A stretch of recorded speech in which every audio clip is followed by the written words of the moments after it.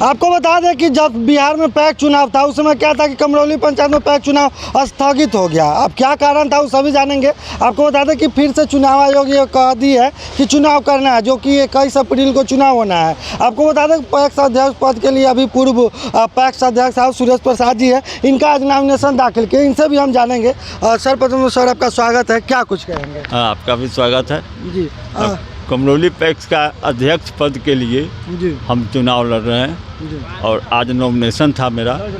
और हमको यहाँ 5 वर्षों में पैक्स जो है 0 पर चला गया है। जी जी जो हम पहले इसके पहले जो विकास किए थे सब ठप हो गया है। हमको सबसे पहले उस सारे कार्यक्रम को हमको शुरू करना है और आगे सरकार के द्वारा पैक्स के माध्यम से जो भी योजना आएगा, जैसे खाद बीज हुआ, धान अधिप्राप्ति, गेहूं अधिप्राप्ति, फसल सहायता, जन वितरण, ये सारी कार्य को हमको प्राथमिकता के तौर पर इस पैक्स को आगे बढ़ाना है। जिला में जिस तरह से 1 नंबर स्थान पर कमरौली था, हमको उस वहाँ पर फिर से लाना है। जी हाँ जी।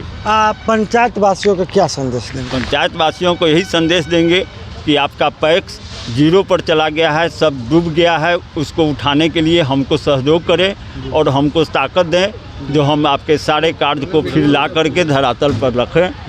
बढ़िया ढंग से किसान के लिए किसान क्रेडिट कार्ड का भी हम दिलवाएंगे सबको, जहाँ से भी होगा, ब्लॉक से, अंचल से जो कुछ काम होगा सब कुछ हम कराएंगे। और जिससे किसान और जनता का जो भी काम होगा उसमें हम पूरी अपनी सहयोग देंगे और ले आएंगे। जी धन्यवाद सर। सर आपका भी स्वागत है, क्या कुछ कहेंगे? धन्यवाद आपके सारे व्यूअर को भी। देखिए, हमारे यहाँ पैक्स का चुनाव तो नियमित रूप से नहीं हो पाया था। जी जी। ये अक्टूबर-नवंबर में होना था, लेकिन उस समय नहीं हो पाया था और अपरिहार्य कारणों से रुक गए थे। अभी चुनाव फिर से हो रही है, तो आदरणीय सुरेश प्रसाद जी का आज नामांकन हुआ है। हम सभी लोग उसी सहयोग में हैं। सर क्या कुछ कहेंगे? आप पे आरोप लगाया गया कि आप चुनाव स्थगित किए हैं, क्या कुछ कहेंगे? देखिए, ऐसा है कि मैं तो बहुत छोटा आदमी हूँ। जिन लोगों ने आरोप लगाए मेरे ऊपर कि मैं चुनाव को स्थगित करवाया या रुकवाया, निर्वाचन आयोग को प्रभावित किया, मैंने भी सुना था कई लोगों से। उन लोगों के सामने मेरी विसात 0 है। अगर आप देखेंगे, आप ही क्या, पूरा जिला और पूरा पंचायत इस बात को जानता है कि आरोप लगाने वाले खुद ही बहुत बड़े लोग हैं। मुख्यमंत्री के साथ उठना बैठना है, बड़े नेता लोग हैं। अब एक आदना छोटा सा आदमी निर्वाचन आयोग को कैसे प्रभावित कर सकता है? ये तो संभव नहीं है। लोगों ने आरोप लगाया, लेकिन मैं मानता हूँ कि वो बेबुनियाद आरोप थी। अभी देखिए कि निर्वाचन प्राधिकार ने सही को सही देखा और जैसा था उसी अवस्था में चुनाव को पुनर्बहाल कर दिया। तो मैं कहीं शामिल था नहीं, लेकिन हाँ, लोग शिकायत करते थे, मेरे नाम से अपना नाम चमकाने की कोशिश करते थे। इसलिए हम हमेशा हमारे नाम को लेकर के लोग शिकायत करते थे कि अमित अभिषेक ये कर दिया, सुरेश प्रसाद ये कर दिया।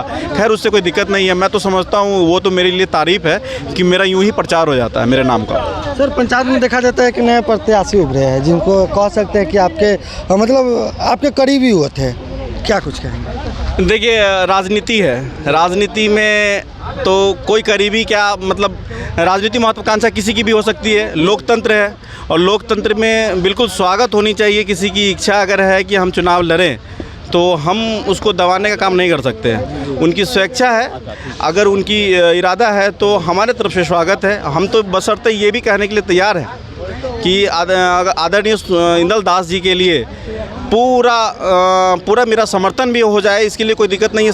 हम लोग मिल करके उनको निर्विरोध छोड़ दें। अगर ये कमरौली पैक्स में ये मैं पहली तरफ से मैं ही पहल कर रहा हूँ। मैं सुरेश प्रसाद जी के बिहाफ में मैं ये बता रहा हूँ कि अगर बाकी के कैंडिडेट अगर इतनी बड़ी करेजा दिखाएं कि इंदल दास जी के लिए छोड़ दे तो ये निर्विरोध हो जाएंगे। हम सबसे पहले समर्थन देंगे उनको। बहुत बड़ी बात कह रहे हैं सर। बिल्कुल बड़ी बात कह रहा हूँ और ये अच्छी बात है ना कि कोई लोकतंत्र में अगर किसी की इच्छा हो रही है तो उस इच्छा का कद्र होना चाहिए। ठीक है, तो मैं तो ये कह रहा हूँ कि बाकी के जो भी लोग हैं, अन्य प्रत्याशी लोग, वो भी छोड़ दे इंदल दास जी के लिए। इंदल दास जी के पास भी अच्छा अनुभव है, हो सकता है कुछ कर ले।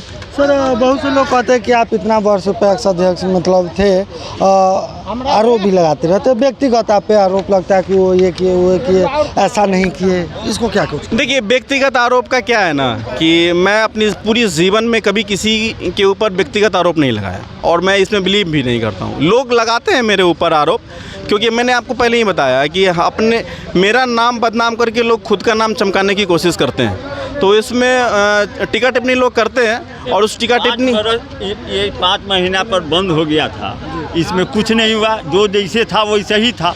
झूठों के वो ऑब्जेक्शन लगा करके ही 5 महीना रोका गया चुनाव का। मैं वही बता रहा हूँ, बीच में धान की अधिप्राप्ति भी इस साल नहीं हो सका, यही वजह हमें। आप देखिए कि सत्र 2009 से 2014, सत्र 2014 से सत्र 2019, 2 टर्म में आदरणीय सुरेश प्रसाद जी पैक्स अध्यक्ष रहे। आपका पैक्स कमरौली पैक्स शिवहर जिला ही नहीं बिहार में शीर्ष पे था, आज पुनः धरातल पे खड़ा है, शून्य पे खड़ा है। 5 वर्षों से धान अधिप्राप्ति नहीं हो रही है। जो भी राशन के लाभार्थी थे वो पैक्स से राशन नहीं ले पा रहे हैं, त्राहिमाम मचा हुआ है। पिछले 10 वर्षों में जो भी पैक्स के लाभार्थी थे राशन के, वो राम राज कर रहे थे, और पिछले 5 वर्षों में जिसमें मैं नहीं हूँ, वहाँ पे वो सारे लोग एकदम क्या कहें दुर्भाग्यपूर्ण जीवन का लाभ उठा रहे हैं कि जहाँ कुछ मिल ही नहीं रहा है।